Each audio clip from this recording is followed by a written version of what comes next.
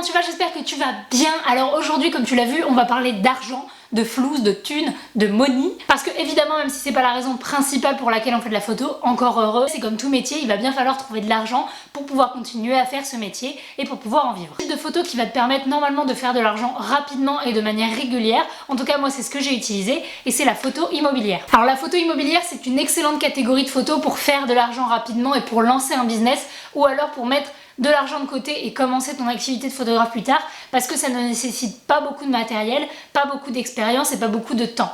Donc c'est parfait pour un amateur qui veut passer en professionnel et qui veut avoir une première expérience ou pour un professionnel qui a envie d'avoir une activité annexe en plus de ses activités de photographe pour pouvoir faire un revenu régulier. Si tu me connais d'ailleurs et si tu as déjà vu des vidéos sur cette chaîne, j'en ai déjà parlé puisque c'est comme ça que j'ai commencé. J'ai commencé personnellement en photographe culinaire et immobilier et ça m'a permis de me faire un premier revenu et une première expérience en tant que photographe indépendant et petit à petit de me focaliser sur le portrait et la mode que je fais aujourd'hui, mais je continue à faire de l'immobilier. Donc pour la photo immobilière, c'est pas aussi simple que ça, il y a quelques bases à savoir et il y a quelques règles à suivre pour que tes photos soient correctes et qu'elles rentrent dans les chartes des agences immobilières et du milieu de l'immobilier.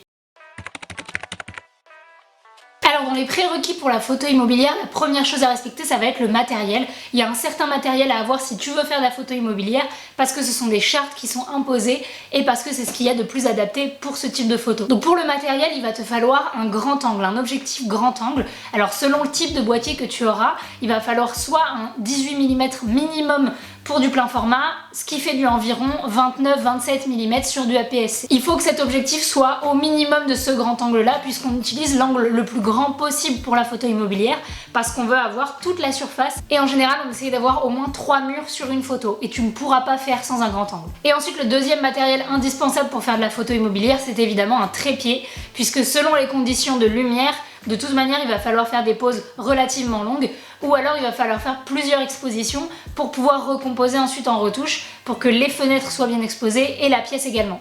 Donc dans tous les cas, il va absolument te falloir un bon trépied. Ensuite pour les réglages, tu vas pouvoir te mettre en priorité ouverture puisque la vitesse, ça va être le seul paramètre que tu n'as pas besoin de choisir puisqu'on est sur un trépied. Donc peu importe la vitesse, c'est ça qui va compenser le manque de lumière, c'est les autres paramètres qu'on va régler manuellement. En premier lieu, tu vas régler l'ouverture. Pour l'immobilier, on veut une ouverture qui est la plus grande possible parce qu'on veut que tout soit net. Donc du coup, il va falloir faire f11 ou plus, mais essaye de ne pas faire en dessous puisque si c'est une grande pièce, tu ne vas pas avoir tout qui sera net. Une fois que tu as réglé l'ouverture, tu peux régler les ISO. Encore une fois, comme il y aura la vitesse qui va compenser le manque de lumière, il n'y a pas besoin de mettre des ISO élevés. Donc on va essayer d'éviter le bruit et d'éviter la perte de qualité en montant en ISO. Donc tu vas rester vers les 250 maximum. Ensuite, fais bien attention d'être bien en RAW puisque tu vas devoir retoucher l'image et retoucher la lumière. Tu vas devoir rattraper les manques de lumière par-ci par-là, donc c'est très important de shooter en RAW. Et enfin pour le focus, tu mets en autofocus. Il n'y a pas besoin de faire un focus précis puisque comme le maximum sera net, normalement ton autofocus va prendre au milieu et ce sera très bien. Enfin un dernier petit conseil, ce qui peut aider si tu veux faire de l'HDR notamment ou si même juste tu veux pouvoir rattraper totalement une fenêtre qui était cramée, etc. Tu vas faire du bracketing. Donc je vais te montrer sur le boîtier comment ça se passe. En fait, tu vas faire un bracketing à +2 et -2, ce qui va te permettre d'avoir 3 photos pour une seule vue. Et ces 3 photos vont être exposées à +2, donc surexposées, normalement, et sous-exposées de -2. Et c'est ça qui va te permettre de pouvoir rattraper les fenêtres, etc. à la post-production. Donc voilà, normalement, si tu respectes tout le temps ces réglages, tu dois pouvoir avoir de bonnes photos immobilières, quels que soient les appartements, les maisons, etc. et quelles que soient les situations lumineuses. Donc pour les réglages, on voit que je me suis bien mise à f11 pour que ce soit net partout.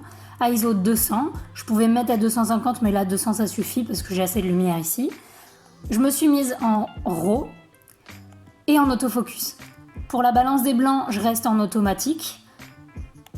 Ensuite, vous voyez ici que j'ai mis le retardateur. C'est important parce que quand on appuie sur le boîtier, il y a tendance à avoir une petite vibration et un petit mouvement. Donc du coup, le fait de mettre le retardateur fait qu'on sera vraiment stable au moment de prendre la photo. Et ensuite, comme je vous ai dit, le bracketing, donc le principe de faire 3 expositions différentes pour rattraper toutes les informations, ça se passe juste ici, sur Canon, sur Nikon, je sais pas, mais ça doit être sensiblement la même chose. Et en fait, quand vous appuyez dessus, donc vous faites OK, vous allez jouer avec cette petite molette ici. Donc je vous la montre, c'est celle-ci. Et avec cette molette-là, oups, avec cette molette-là, vous allez choisir le bracketing. Et donc là, je vais me mettre au maximum, donc c'est-à-dire -2 0, plus 2. Et c'est ça qui fait que quand je vais prendre la photo, je vais avoir les 3 expositions. Donc une fois que tout ça c'est réglé, je vais prendre la photo et vous allez entendre qu'il va y avoir 3 claps, 3 bruits de miroir et c'est les 3 expositions du bracketing. Donc on prend la photo tout de suite. Écoutez. Voilà, on a entendu les 3 claps et on va regarder ce que ça donne. Il y aura tout simplement le plus 2, le moins 2 et la correctement exposée. Et vous voyez sur les fenêtres, ce que ça donne, c'est que si je prenais que la plus 2 qui a l'air d'être bien exposée partout, les fenêtres et les informations des fenêtres sont cramées. Et si par exemple c'était un jardin, ça ce serait important. Ou alors s'il n'y avait pas de vis-à-vis, etc., ce serait important à montrer dans une photo immobilière. Donc je vais utiliser les photos moins exposées pour rattraper tout ça. Voilà, donc maintenant que tu as toutes les clés en main pour comment on fait les photos immobilières, tu vas pouvoir te faire un petit book, donc tu peux faire les photos de chez tes amis, de chez toi, etc. Constitue-toi un petit portfolio. Et alors là, pour trouver des clients ou des missions en photo immobilière, tu as plusieurs possibilités. La première, ça va être de passer par des sites qui cherchent des prestataires photographes, comme par exemple Miro, Ocus, etc. Sinon, la deuxième option, et ce que je trouve vraiment cool dans la photo immobilière, c'est que tu vas pouvoir t'adresser à des personnes de ta région et de ta ville. Donc tu vas juste envoyer un mail ou aller directement dans les agences immobilières et chez les agents immobiliers de ta ville ou de ta région. Et voilà, montre-leur ton travail, dis-leur que tu penses que tu peux ajouter de la valeur à leurs biens et les aider à vendre plus vite avec des photos de qualité, et propose-leur un tarif en fonction de ce qui se fait dans la région.